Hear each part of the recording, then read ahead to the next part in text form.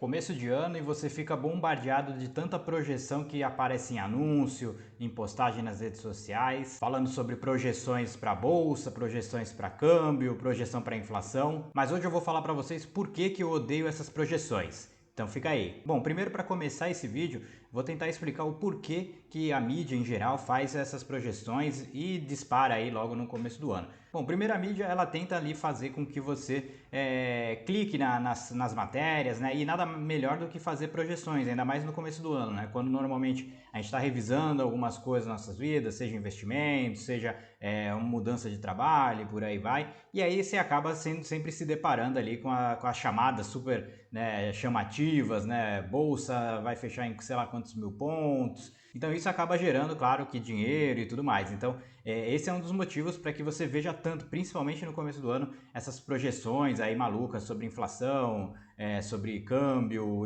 E aí por que elas dão tão errado, né? Depois eu vou trazer aqui para vocês diversos exemplos de projeções que foram feitas que, nossa, passaram muito longe do que qualquer possibilidade. Primeiro que para você fazer projeções, você utiliza normalmente dados do momento. E aí alguns dados normalmente eles podem perder a acurácia ali durante o passar do tempo.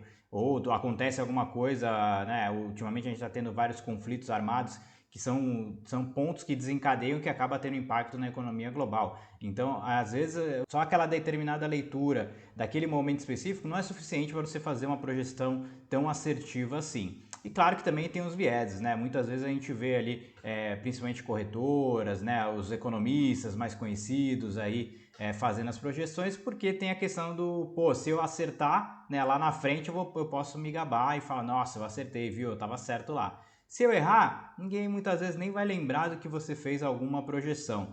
Então, no ano que vem, você vai ser convidado ou vai postar alguma coisa nas redes sociais e simplesmente, né, ninguém vai dar a menor importância para isso. Então, assim, a simetria ela é muito favorável, né? Se eu acertar, eu sou o melhor do mundo, vou receber vários likes, vou receber vários convites para participar de matérias, reuniões e por aí vai.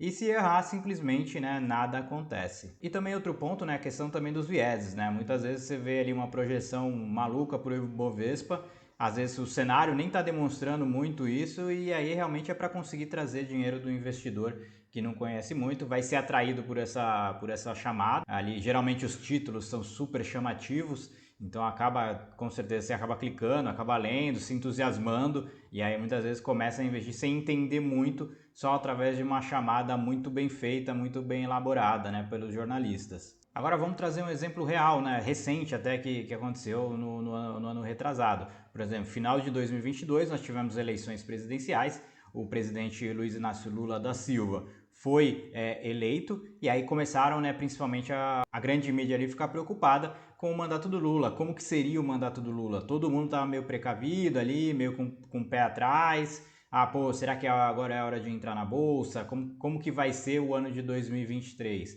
E também lá fora também ainda tá uma preocupação ainda no radar quanto a uma recessão nos Estados Unidos. Ela não veio, o soft landing pode estar ocorrendo, aí já se iniciou, mas existe ainda a percepção de que poderá vir uma recessão nos Estados Unidos, e aí claro que sempre fica aquela dúvida. Então no final de 2022 tá todo mundo meio ressabiado, pô, tem uma recessão lá fora nos Estados Unidos podendo vir, mandato Lula que a gente sabe que não é um mandato assim pró-mercado. Então, pô, como que o mercado vai se comportar ao longo desse período de 2023? E aí a gente viu que, de fato, foi bem diferente do que ocorreu, do que as previsões estavam determinando no final de 2022, né? A gente viu que os Estados Unidos, não veio a recessão dos Estados Unidos, né?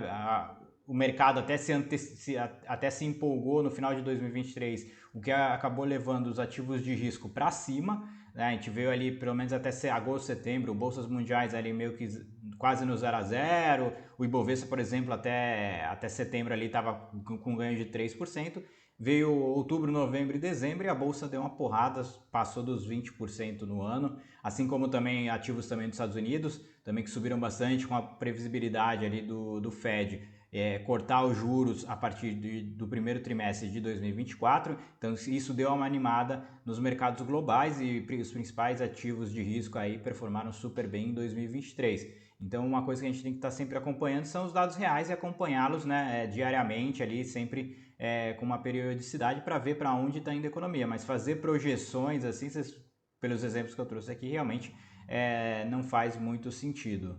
É mais um chute do que realmente uma coisa muito assertiva ali de que pode vir a acontecer. E agora eu vou trazer algumas previsões, né, do passado, recentes, que fizeram mais sucesso assim, e que viram que realmente tá totalmente equivocadas. Então vamos trazer aqui para vocês.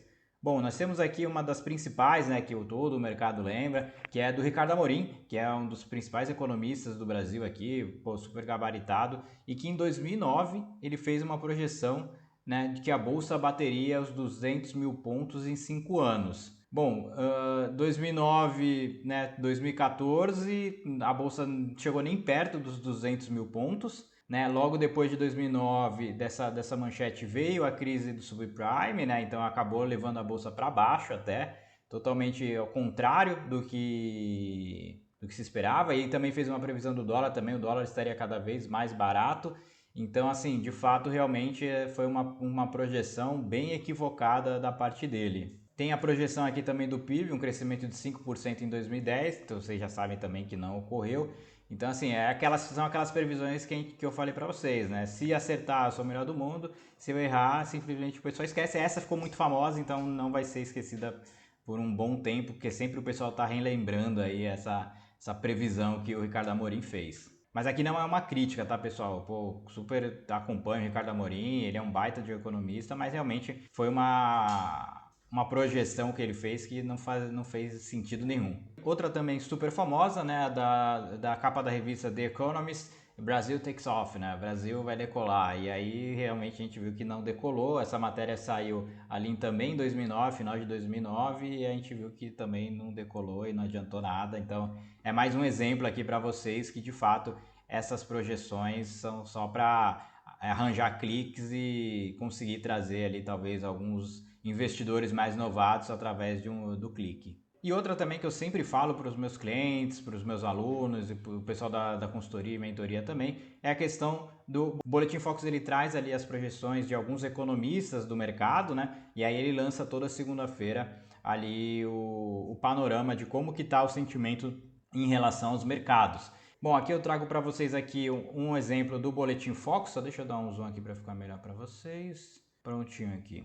Dá para ver, né? Dá para ver. Bom, vamos lá. Esse daqui é um Boletim Focus deixa eu diminuir, de 30 de dezembro de 2022. Então nós temos aqui para 2023, né, a projeção para o final do ano de 2023, um IPCA em 5,31, e a gente sabe que o IPCA ele fechou ali na casa de 4,46. O que mais? O PIB também 0,8, o PIB acabou fechando praticamente quase 3%. E também o câmbio 5,27, o câmbio fechou ali nos 4,90, e a Selic está uma expectativa para 12,25 e acabou fechando em 11,75. Então só para vocês verem aqui um exemplo de que de fato essas projeções não querem dizer nada, são apenas chutes ali de pessoas que muitas vezes nem estão apostando dinheiro. Então uma coisa que eu sempre trago para vocês, tá? Sempre olhem projeções de pessoas que estão colocando mesmo ali a mão no fogo, ou seja, estão apostando dinheiro naquilo. Essa projeção do Focus, muitas vezes nem a posição real que o economista, muitas vezes, ou o gestor de fundo ali está fazendo no momento, né? E está com outro viés ali, e ele às vezes coloca uma coisa esperando um pouquinho a mais, adicionando alguma coisa ali adicional que ele acha que pode acontecer, mas de verdade ele não está apostando. A questão da taxa de juros, muitas vezes o pessoal olha pelo Boletim Focus, mas eu sugiro sempre olhar no DI Futuro, porque o DI Futuro é onde realmente o público, os investidores estão botando dinheiro ali, estão realmente investindo e estão realmente com a prova ali, pô, se der errado eu vou perder dinheiro. Então é ali que eles realmente estão apostando. Então sempre quando forem analisar, analisem os dados que existem pessoas ali colocando dinheiro, e também vão acompanhando os dados de acordo com o que eles vão saindo. Fica muito mais fácil você fazer alguma análise mais previsível acompanhando os dados ali recorrentemente. E claro, sempre também é bom ir acompanhando e entender também os ciclos econômicos também, porque eles fazem parte de todo esse conglomerado aí que a gente sabe que existe, as subidas e descidas do mercado. Bom, e se você conhece outras projeções que não deram certo, deixa aqui nos comentários para que eu saiba. Se você gostou desse vídeo, não esquece de se inscrever no canal e também ativar o sininho. Vou deixar outros 2 vídeos aqui para que vocês possam aprender sobre investimentos, sobre o mercado financeiro. Nos vemos no próximo. Até mais, valeu, tchau, tchau.